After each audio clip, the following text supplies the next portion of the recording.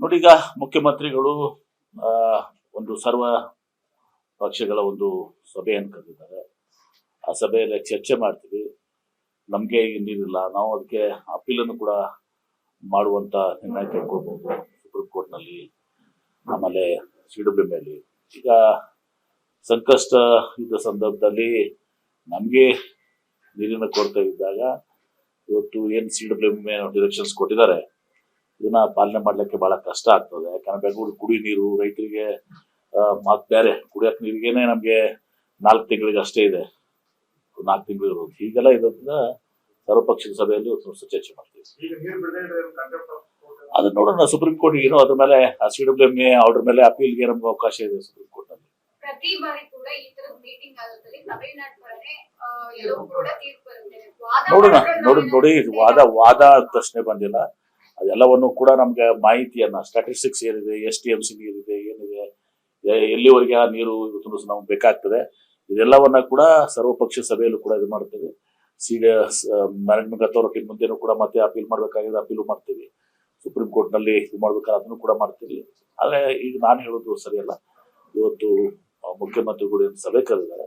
ಆ ಸಭೆಯಲ್ಲಿ ಎಲ್ಲರ ಒಂದು ಅಭಿಪ್ರಾಯ ತೆಗೆದುಕೊಂಡು ಎಲ್ಲಾ ಪಕ್ಷದ ಲೀಡರ್ಸ್ ಇರ್ತಾರೆ, ಮಾಜಿ ಮುಖ್ಯಮಂತ್ರಿಗಳು ಇರ್ತಾರೆ, ಇಂದಿನ ಸಂಪನ್ಮೂಲ ಸಚಿವರುಗಳು ಇರ್ತಾರೆ, ಎಲ್ಲರೂ ಕೂಡಿ ಇವತ್ತು ಸಹ ನಿರ್ಣಯ ತೆಗೆದುಕೊಳ್ತಾರೆ.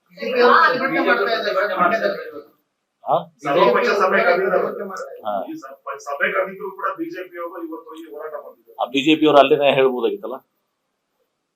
ಸೆಂಟ್ರಲ್ ವಾಟರ್ ಕಮಿಷನ್ CWM ಗೆ ಅಲ್ಲಿ ಇವ್ರು ಏನ್ ಮಾಡ್ತಾ ಇದ್ರು, ಅಲ್ಲಿ ಅದಕ್ಕೆ ರಾಜಕೀಯ ಬೆಳೆಸಕ್ ಹೋಗುದಿಲ್ಲ. ಜಲ ನೆಲ ಭಾಷೆ ಬಂದಾಗ ನಾವೆಲ್ಲರೂ ಒಕ್ಕಟ್ಟಿರಬೇಕಾಗ್ತದೆ. ನಾನು ಈ ಹಂತದಲ್ಲಿ ಏನಾದ್ರು ಮಾತಾಡಿ ಅದನ್ನ ಮಾಡ್ಲಿಕ್ಕೆ ಹೋಗುದಿಲ್ಲ. ಅವರು ಕೂಡ ಕೇಂದ್ರ ಸಚಿವರುಗಳಿದ್ದಾರೆ, MPs ಇದ್ದಾರೆ, ಎಲ್ಲರೂ ಕೂಡ ಒತ್ತಾಯ ಮಾಡ್ಬೇಕಾಗ್ತದೆ, ಹೋಗಿ ಮನವರಿಕೆ ಮಾಡಿಕೊಡ್ಬೇಕಾಗ್ತದೆ ಸೆಂಟ್ರಲ್ ವಾಟರ್ ಕಮಿಷನ್ಗೆ, ಕಾವೇರಿ ಮ್ಯಾನೇಜ್ಮೆಂಟ್ ವಾಟರ್ ಮ್ಯಾನೇಜ್ಮೆಂಟ್ ಅಥಾರಿಟಿಗೆ, CWM ಗೆ ಮತ್ತು ಜಲಶಕ್ತಿ ಸಚಿವರಿಗೆ ಏನಿದ್ದಾರೆ ಅವರೆಲ್ಲರಿಗೂ ನಮ್ಮ MPs ಕೇಂದ್ರ ಸಚಿವರು ಕೂಡ ಮನವರಿಕೆ ಮಾಡ್ಕೊಡ್ಬೇಕಾಗ್ತದೆ. ಇದು ಪರಿಶೀಲನೆ ಮಾಡಬೇಕು ಅನ್ನೋ ಹೇಳಕ್ ನಿಶ್ಚಿತವಾಗಿ ನಾವು ನಮ್ಮ ಸ್ಟಾಟಿಸ್ಟಿಕ್ಸ್ ಕೊಡ್ಬೇಕಾಗ್ತದೆ.